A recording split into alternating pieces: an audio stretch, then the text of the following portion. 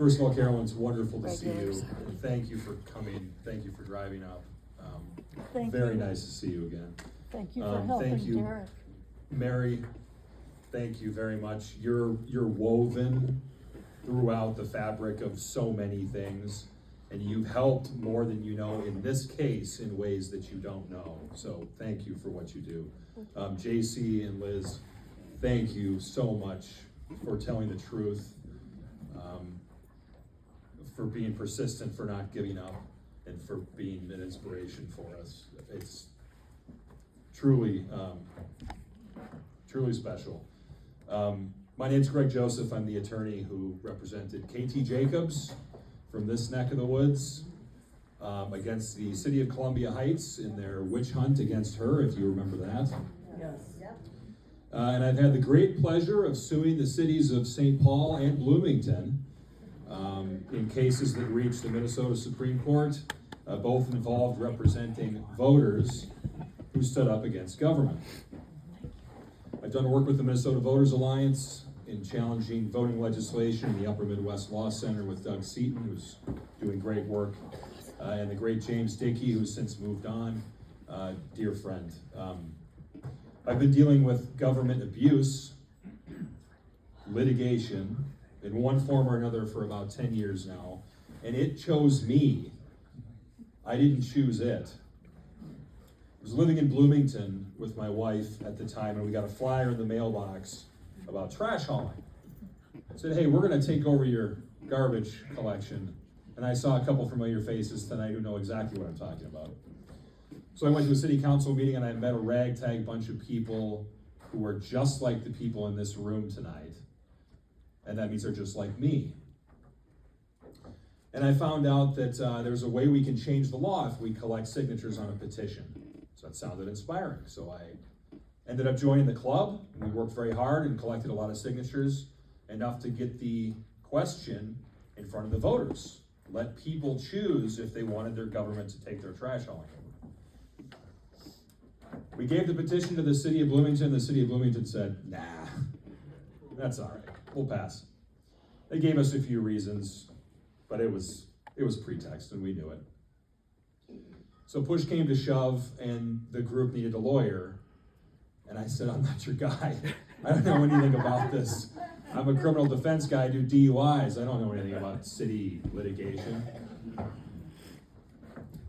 Well, yeah, we took the case and learned a lot about what cities can do to people and what government can do to people. The bottom line is I don't like bullies very much. And there's no greater bully than government.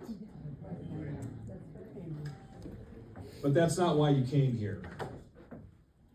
I have the great honor and privilege to stand up for justice and truth in the name of Derek Michael Chauvin.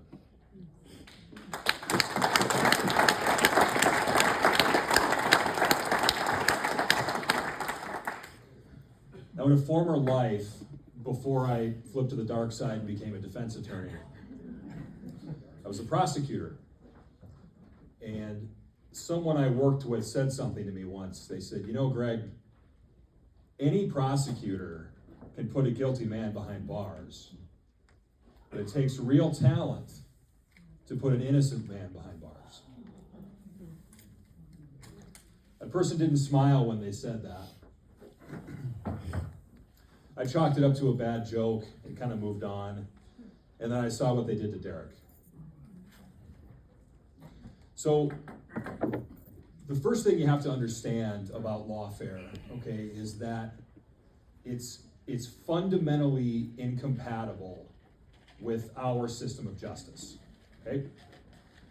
I used to think lawfare was about burying your opponent in paperwork or draining their money supply or something like that.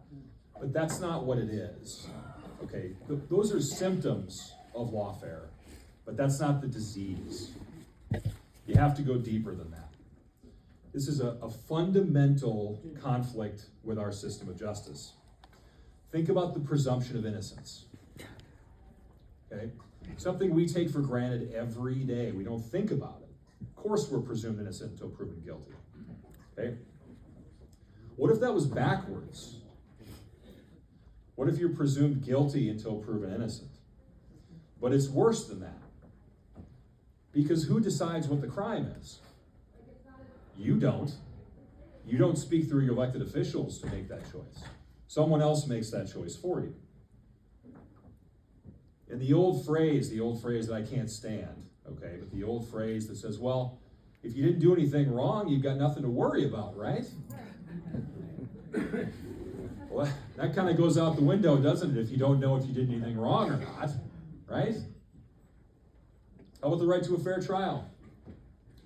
Under our system, under the American criminal justice system, we have fair trials. And if we don't have a fair trial, we don't have a trial. Because we don't do show trials here in this country, okay? It's not the way it works.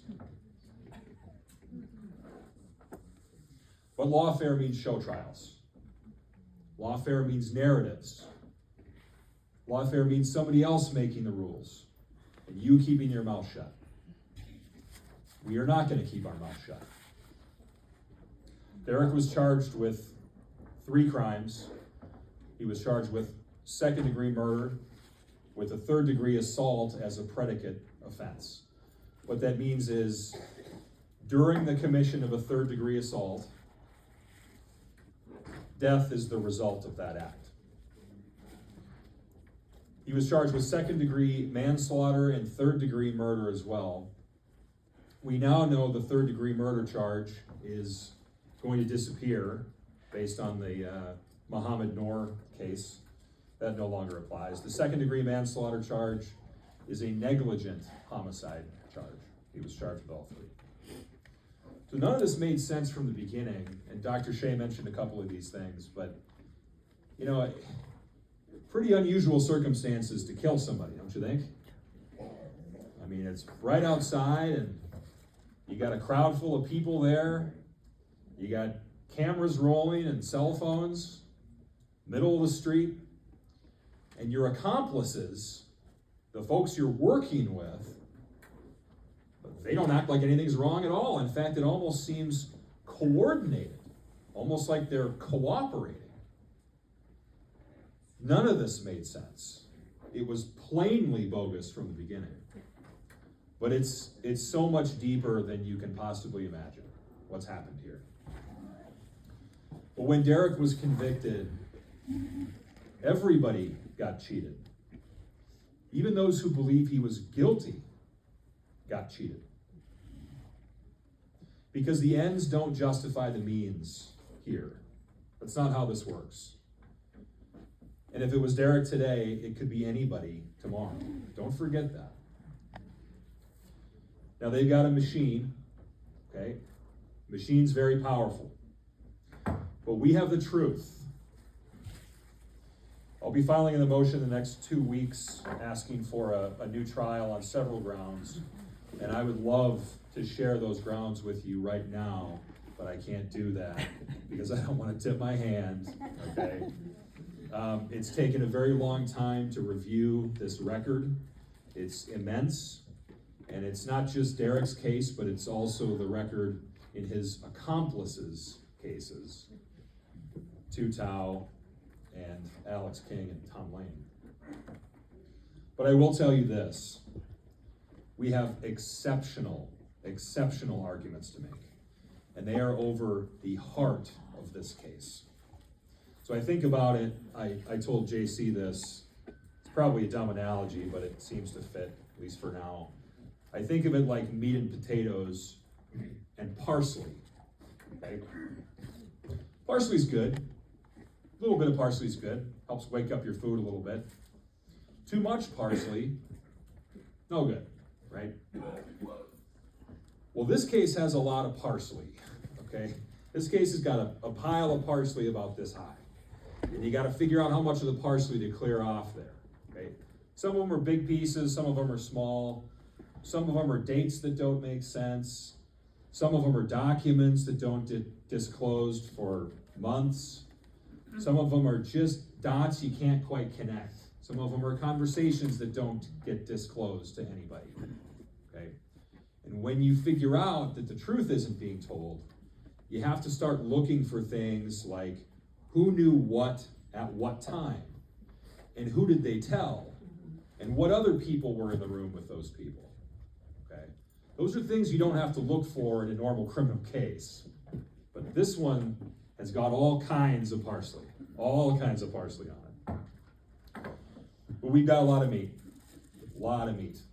And the arguments that we're prepared to move forward with strike directly at the heart of this case. Directly at the heart. Now, the bad news is that we do have some pretty major procedural hurdles we have to get past.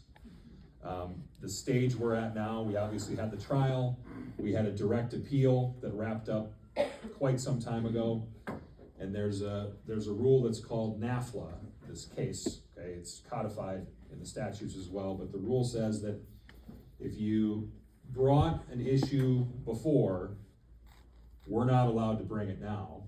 So we can't re-argue anything we already argued, okay? And if there's an issue that could have been brought at that time because it was known, we're also barred from arguing that, which makes it pretty tough, okay? There are 2 exceptions to that rule, and what I'm trying to do is drive a truck through those 2 exceptions. I'm trying to present a case to the court that they cannot ignore because the interests of justice demand that they take this case, which is exactly what should happen, okay? Somehow, right now in this state, we have 2 orders. We have one order that put Derek Chauvin in prison. We have another order that says a key state witness lied to put him. Somehow the court has to resolve these 2 orders. I can't say much more about the arguments tonight, but I will tell you this. I love these arguments. And as I said, they're right over the heart of the case. And I can't wait to bring them in front of the court. And I can't wait to share them with you. And I know that JC and Liz are going to do exactly that when the time comes. I'll be talking to Derek tomorrow morning. And I'm going to share with him every face in this room and every thought that was shared by all of you and all the love that you have for him and all the support that you show for him. Thank you, everybody, for being here, for supporting the family, for supporting Derek, for standing up for freedom and our system of justice, for truth. We have lots of reason for hope and optimism. Thank you, everybody.